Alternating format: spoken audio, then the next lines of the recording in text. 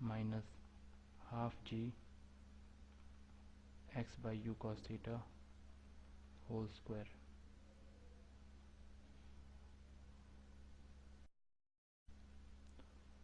So finally we get the following equation: y is equal to x tan theta minus half g by u square sec square theta into x square, and this is the equation of a parabola. So the path of the projectile is a parabola. We have denoted the equation of the path as equation 3. Now equation 3 can also be represented as y is equal to bx plus cx square, where b is equal to tan theta and c is equal to g by 2 u square sec square theta. So this is another way of representing the equation of the path of a projectile. Now let's calculate the time of flight of projectile. Once projected, the projectile will come back on the surface after t seconds, where t is the total time of flight. So let's calculate this time of flight.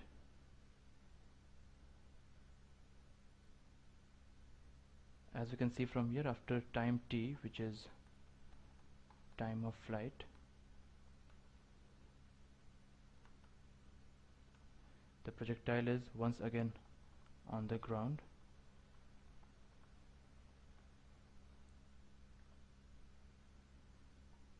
So to calculate this time of flight, we'll make use of the following formula.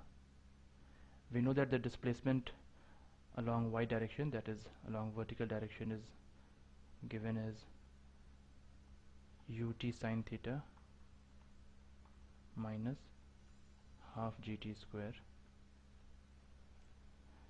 Now as you can see, the displacement along y direction will be 0 at time t is equal to 0, because if you put t is equal to 0 in this formula, you will get y is equal to u sine theta into 0 minus half g into 0 square, which is equal to 0. So at time t is equal to 0, the displacement along y direction is 0, which can be seen from here. At time t is equal to 0, the projectile is here. This is our projectile.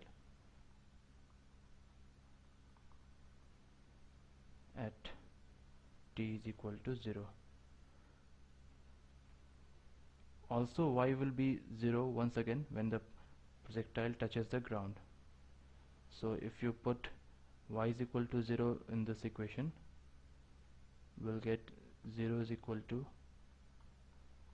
ut sine theta minus half gt square, or ut sine theta is equal to half gt square, or t is equal to 2u sine theta by g. So after this time, that is 2u sine theta by g, the displacement along y direction is again 0. So this is our time of flight, that is t is equal to 2u sine theta by g. Now let's calculate the range of the projectile. Range of the projectile is defined as the horizontal displacement after the end of the flight. So to calculate this, let's see the animation again. So as you can see from here,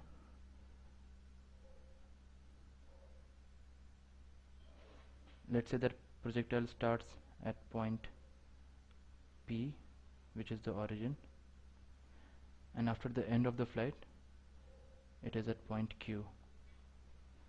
So this PQ would be the range of the projectile.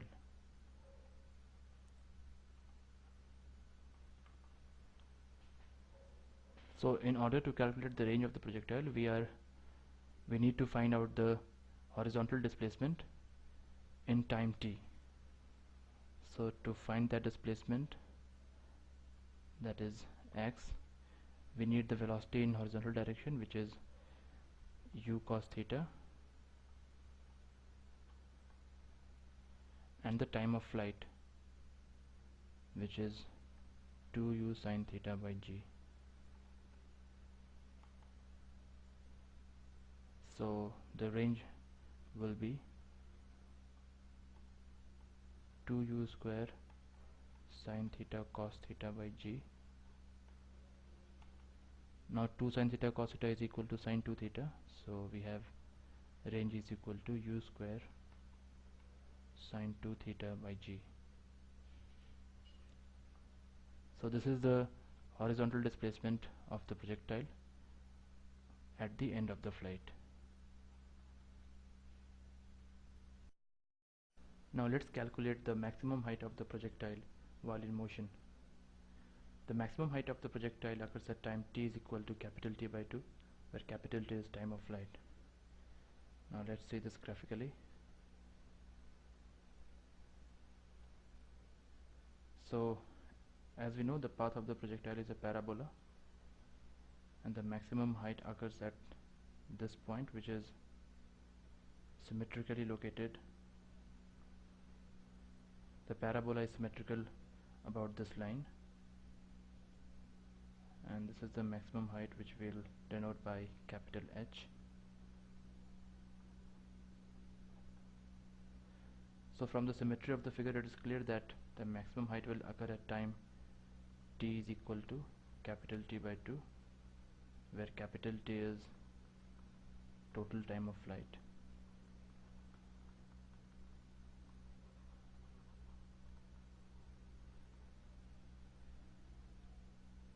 So now to calculate the maximum height, we need to find the y displacement at time t is equal to t by 2. So the displacement along y-axis is given as uyt minus half gt square, where uy is the velocity along y direction, which is equal to u sine theta t. So we have y is equal to u sine theta t minus half gt square. Now we already know that capital T, that is time of flight, is 2u sine theta by g. So t by 2 would be u sine theta by g. So putting this value of t, that is putting t as u sine theta by g, will get y is equal to u sine theta into u sine theta by g minus half g. T square would be u square sine square theta by g, or y is equal to u square sine square theta by 2g. So this is the formula for the maximum height of a projectile, which is projected with a velocity u at an angle of projection theta. Now we'll try to find out what is the maximum range for a given velocity u. As we have seen earlier, the range of a projectile is given by r is equal to u square sine 2 theta by g, where u is velocity of projectile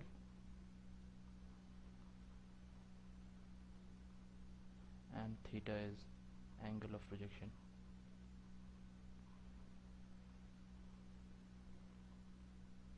So from this expression, it is clear that for a given initial velocity u, the value of r will be maximum when sine 2 theta is maximum.